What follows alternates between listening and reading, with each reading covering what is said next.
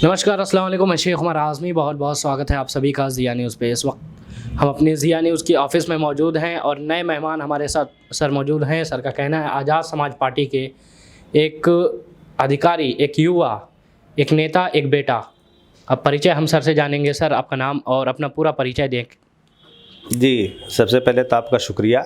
मैं अख्तर अली जी। कटौली खुर्द का रहने वाला। सिविल कॉलेज से स्कूलिंग करने के बाद मैं इलाहाबाद यूनिवर्सिटी में सिविल की तैयारी किया। सिलेक्शन नहीं हुआ, दिल्ली चला गया, पीएचडी किया। अच्छा। तो मैं डॉक्टर ऑफ फिलोसफर हूँ और मैंने सिविल कॉलेज में इंटरव्यू भी दिया। मैनेजमेंट का कॉलेज है, वहाँ पे सिलेक्शन नहीं हुआ, तो अभी अपनी पॉलिटिकल पार्टी में आ गया।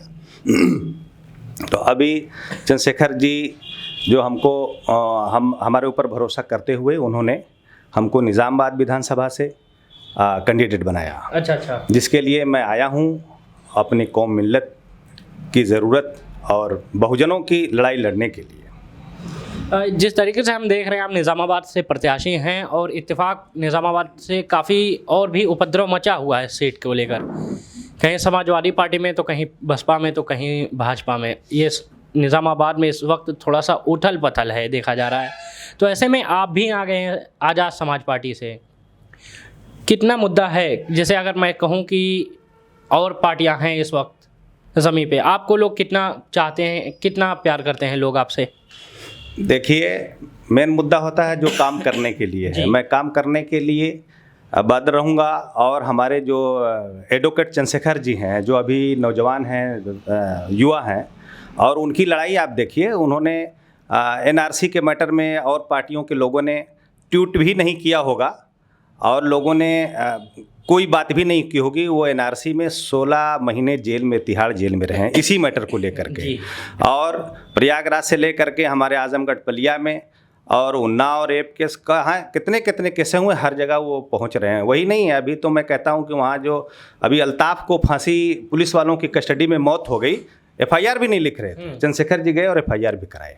तो वो आए हुए एकदम नौजवान हैं और उनको लड़ने का तरीका मालूम है और बहुजनों की वो लड़ाई लड़ रहे हैं। जो हमारे मानवर कांसीराम की लड़ाई चल रही थी वो अधूरी रह गई थी, उसको पूरा करने के लिए वो आए हैं। उनको हम लोग साथ देंगे और उनका हाथ मजबूत करके, और हम लोग लड़ाई रोड से करके लोगों को का मत लेकर के ही जाते हैं। एमएलए और एमएलसी जो मेंबर ऑफ पार्लियामेंट होते हैं, मेंबर ऑफ लेजिस्लेटिव असेंबली होते हैं, यही जा करके लोगों को जो है जो विकास कराने के लिए, काम करने के लिए है, यही होते हैं। तो अब हम आए हैं, हमारा लोग साथ देंगे और मैं चाहूँगा लोग हमको लाएं, एक नया चेहरा है को लाएं और नई पार्टी मेरी है। हम लोग काम करेंगे, हम लोग बहुजनों के लिए खड़े हैं। जो विकास जिनको नहीं मिला है, जो पिछड़ गए हैं, जिनको शोषण किया जा रहा है, जिनको जगह नहीं मिलती है, जिनको नौकरियां नहीं हैं, उनके लिए हम लोग लड़ाई लड़ेंगे। अभी आपने देखा ही है, सरकार आई है, ये सारा अभी शिक्षा में 69,000 शिक्षकों की भर्तियों में बेईमानी किया। चंद्रशेखर जी, मैं भी उनके साथ था, पूरी हमारी टीम थी।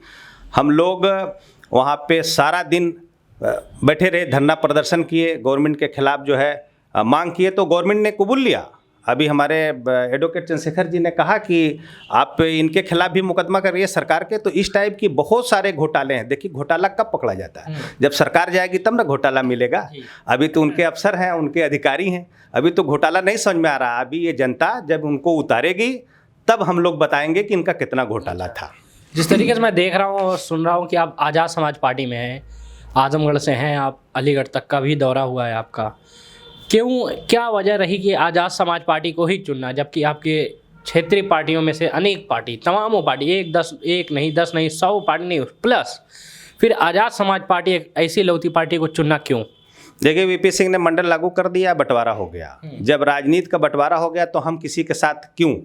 हमारा आप साथ ले लीजिए, हमारा वोट आप लेंगे, आपको माइनॉरिटी का वोट चाहिए, माइनॉरिटी का आपको वोट चाहिए, माइनॉरिटी का लीडर नहीं चाहिए। आपको SC ST OBC का वोट चाहिए, आप उसका लीडर नहीं चाहिए। यानी आप भी और परिवारवाद चला रहे हैं और आप मुसलमानों को भाजपा से डरा रहे हैं। मैं सारे लोगों से अपील करता हूं आपके माध्यम से कि कोई भी जो भाजपा से डराने की बात करे उसको धक्का मार दीजिए और उससे कहिए कि हमारे आइन, हमारे भारत के कॉन्स्टिट्यूशन में ने इतनी पावर दे रखी है, सारे लोगों का राइट दे रखा है, उसमें किसी से भाजपा सपा से, किसी से कांग्रेस से, किसी से डरने की ज़रूरत नहीं है। मैं फिर दोबारा आपसे कहता हूं कि सारे बहुजनों को, सारे लोगों को से मैं अपील करता हूं कि आप किसी से भी मत डरिए, आप अपने भारत के संविधान को मजबूत करिए, आप खुद मजबूत हो जाएंगे। भारत के संविधान में इतना ऐसा राइट है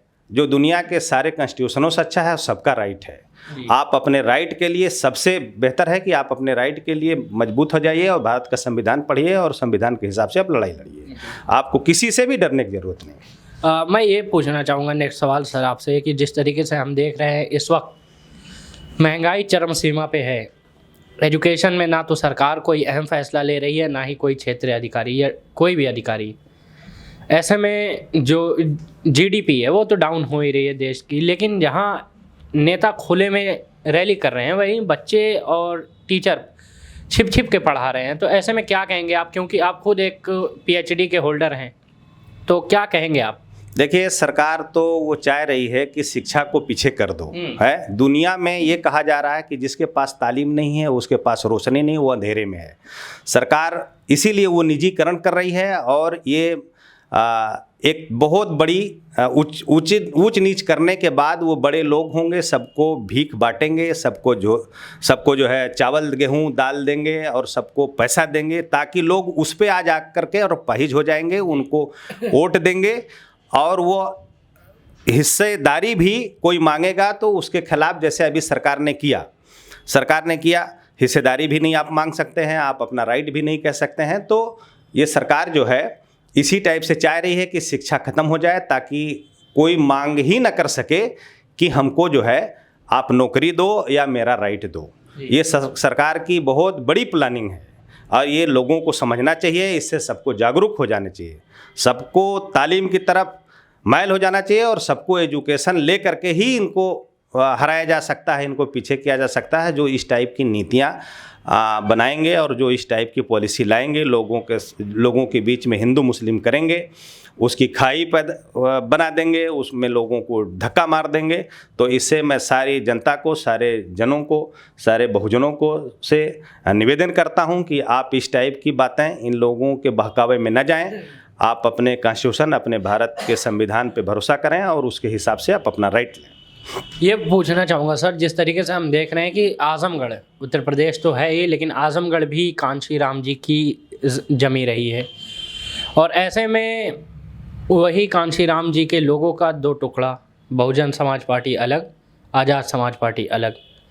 फिर क्या वजह है कि जिस तरीके से समाजवादी पार्टी के लोग कहते हैं कि इस बार आजमगढ़ की 10 विधानसभा सीटों में एक भी कमल नहीं खिलेगा, कमल के लोग कहते हैं कि आजमगढ़ में समाजवादी नहीं चलेगी, इस बार 10 की 10 विधानसभा हमारी। आज़ाद समाज पार्टी को कितना मौका मिलेगा आजमगढ़ की एक भी सीटों पर, जिस भी मान लीजिए आप भी निज़ामाबाद पे हैं?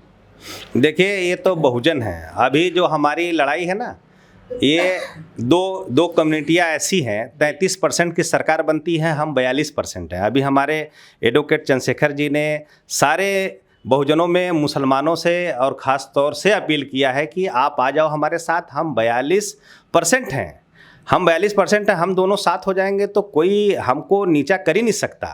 और इसी को तो तोड़ा गया है, इसी को तो अलग किया गया है कि जितने बहुजन हैं इन्हीं को तोड़ दो। इसी की तो राजनीति हो रही है। अगर हम इकट्ठा हो जाएंगे, जैसे मान्यवर कांशीराम ने जो एक संकल्प लेके चले थे कि हम जो है बहुजनों को इकट्ठा करेंगे और उनके लिए लड़ाई लड़ेंगे, तो उनका जो है उनकी मनसा, उनका स्वर्गवास के बाद उनकी मनसा टूट गई। उनका जो नेतृत्व कर रहा है, जो वो उनकी मनसाओं को तोड़ दिया, उनके संकल्प को चकनाचूर कर दिया। तो उस संकल्प को लेकर के एडवोकेट चंद्रशेखर भाई आए हैं और हम लोग अपने हिस्से को ले लेंगे और हम लोग अपनी जीत को दर्ज करा लेंगे। अभी मैं माइनॉरिटी के लोगों से यही कहूँगा कि आप सारे लोग रोड पर इनको हरा देंगे, उनको हरा देंगे, ऐसी बात बिल्कुल मत करें। ऐसी बात जो है करने से आप कभी नहीं कामयाब होंगे। किसी को हराने का संकल्प आप छोड़ दें।